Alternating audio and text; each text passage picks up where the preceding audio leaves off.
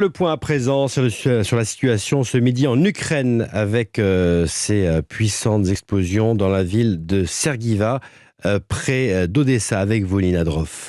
Oui, dans la nuit de vendredi, 3 bombes se sont abattues sur un immeuble résidentiel et un complexe touristique de cette petite ville côtière dans le sud du pays. Les bâtiments ne sont plus qu'un tas de gravats.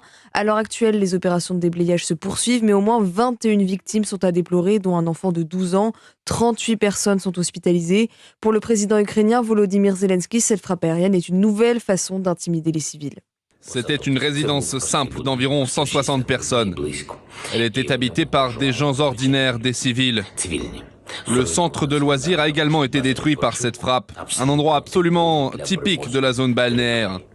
Et j'insiste, il s'agit d'une terreur russe délibérée et non de quelques erreurs ou d'une frappe de missile accidentelle.